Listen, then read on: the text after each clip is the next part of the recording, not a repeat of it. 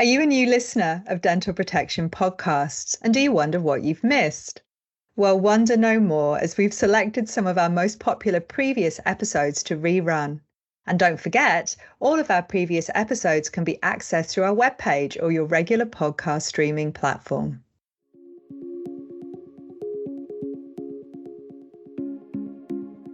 Hello, I'm Dr. Annalene Weston, Dentolegal consultant at Dental Protection. Welcome to RiskBites, a series of podcasts created specifically for dental practitioners in Australia. RiskBites looks at the key dental legal risks and issues affecting dental practitioners across Australia and provides helpful advice and guidance on how to steer clear of them, leaving you free to provide safe and high-quality dental care for your patients. In this edition, we're going to focus on the critical subject of how we say no to patients. Can we do it? Should we do it? And if we should, how are we going to do it? So, Kiran, a common question that we get from our members is whether they can actually refuse to treat a patient. Now, can you tell me what your thoughts are on this? Sure, Annalene. This is always a tough situation for a health professional because we always want to be able to use our skills and clinical experience to help patients. People assume that they have a right to be seen by you whenever they ask, but this isn't always the case.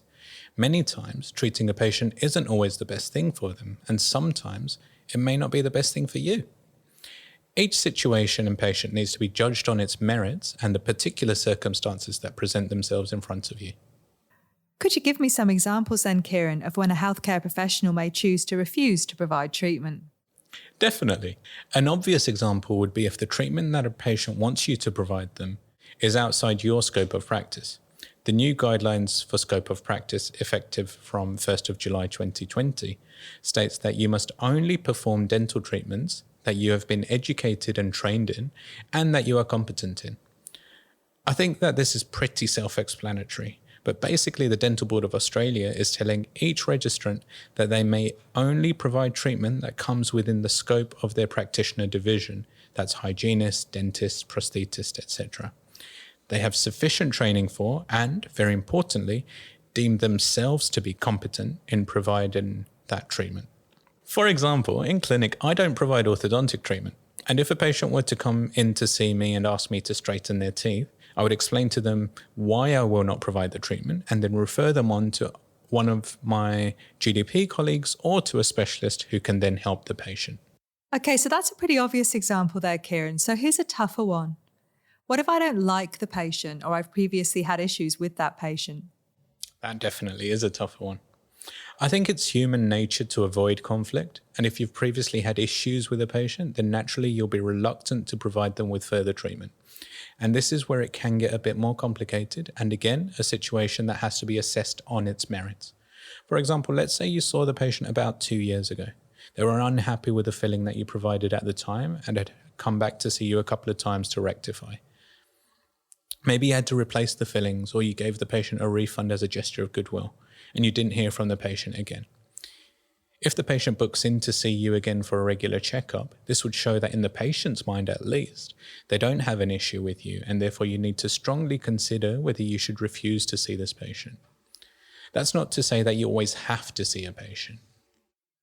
If you have a patient that's verbally abusive and threatening, has told you that they'll put a brick through your window, obviously this is a significant breakdown in the professional relationship, and so you would be well within your rights to refuse to treat the patient. You had asked what if you don't like the patient, and this could be for a number of reasons. They could be rude, they use language that you don't think is appropriate, they always turn up late or never pay their bills. In these circumstances, it's wise to remember that you have your own personal boundaries and it's not okay for anyone to breach them. You should clearly set out what these boundaries are, clearly and respectfully to a patient. And if the patient continues to cross these boundaries, you'd be well within your rights to refuse to treat them. Can you give any other examples of when you could refuse to treat a patient? Sure, Annalene. An example that most of our members would have experienced is when a patient attends and demands treatment from you. Now, the treatment that they request may be entirely reasonable and in their best interests, and so their request may be valid and based on the patient's considerations and beliefs, and this is entirely reasonable.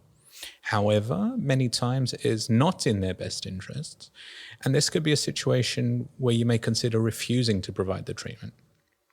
Now, an example of a situation that I have come across a few times, especially when I was working in England in a very high needs area, would be a patient coming to me for the first time. They've not seen a dentist for 7 or 8 years, and they come in and say, "Dr. Kiran, can you extract all my teeth and give me dentures?"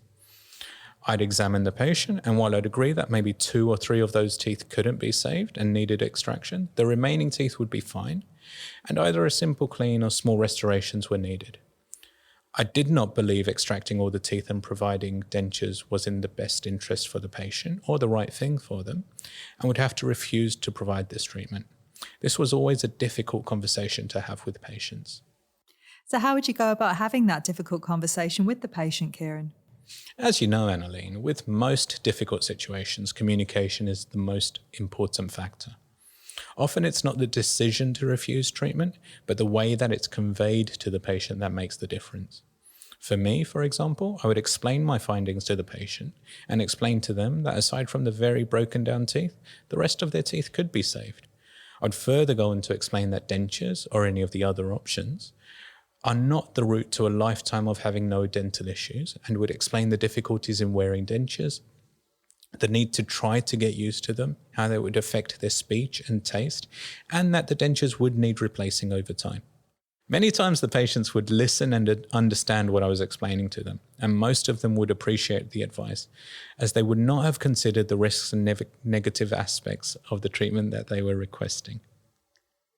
Once I had a patient demanding that I provide the treatment, with a classic line of, "They're my teeth, you have to do what I say." I had to explain to the patient that yes, they most definitely are your teeth, but I do not believe that the treatment you are requesting is in your best interest, and therefore I'm not comfortable providing the treatment. I offered to refer the patient to another dentist for a second opinion.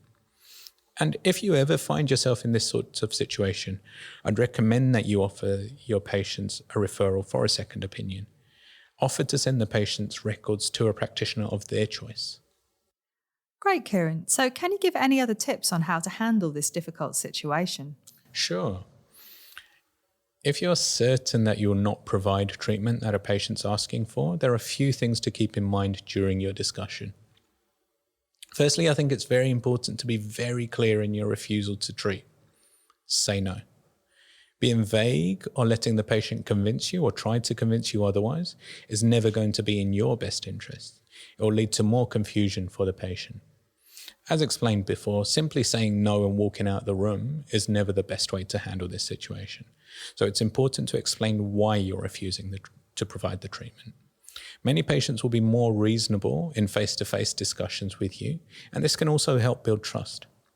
As always, offering the patient alternatives and explaining the pros and cons of these alternatives is necessary. And if you feel that a patient is adamant that they want the treatment, always offer to refer them for a second opinion.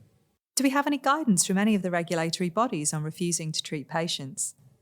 The Dental Board Code of Conduct document advises us that along with the scope of practice issues that we discussed earlier, a clinician should recognise the limits of their own skills and competence and refer a patient to another practitioner when this is in the best interests of the patient, and be aware of their right to not provide or participate directly in treatments to which they object conscientiously, informing patients and, if relevant, colleagues of the objection, and not using that objection to impede access to treatments that are legal, and not allowing moral or religious views to deny patients or clients access to healthcare, recognising that practitioners are free to decline to provide or participate in that care personally. Similarly, the Healthcare Complaints Commission of New South Wales advises that a practitioner is obliged to see a patient when a person's life is in danger and they require urgent emergency treatment. It goes on to say that in non-emergency situations, a health practitioner may decline to see a patient for reasons such as they don't have any free appointments available, and taking on a new patient would compromise the care that they provide to existing patients, or they don't feel that they have the right expertise to help, that there has been a breakdown in the relationship between the practitioner and the patient, or there is a risk that professional boundaries could be crossed. Okay, Kiran, thanks. So are there any situations where you can't refuse to treat a patient?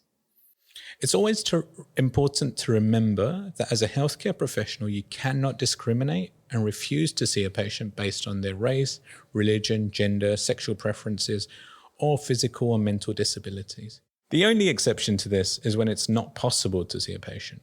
For example, if you have a bariatric patient who exceeds the safe limit of the dental chair, and we'll put a link in the episode's note to one such case and how the practitioner handled it. Another example could be if you have concerns that the patient has behavioral issues, generally out of their control, which could make communication, consent, and provision of treatment difficult. In all such circumstances, it's important that you offer the patient a referral pathway to an appropriate clinician. We can't just abandon patients, especially mid-treatment. You have to ensure continuity of care, so make sure that you appropriately hand over or refer them. Thanks, Kiran. Do you have any final comments on this issue? Sure. Refusing to treat a patient for whatever reason is always a difficult situation to be in, and I think most clinicians will face something like this at some point in their career. Each situation needs to be carefully considered. Communication with your patient is very important, and I would suggest that this isn't delegated to a staff member. It's always a good idea to give us at Dental Protection a call so that we can discuss the issue with you and can help you with how to communicate your thoughts and decision to a patient. Thanks, Kiran, and that was really relevant and helpful content. And thank you all for listening. We do hope this podcast was helpful to you, and we look forward to sharing more guidance with you in the future. If you like Dental Protection podcasts and you'd like to hear more, please subscribe and leave a review.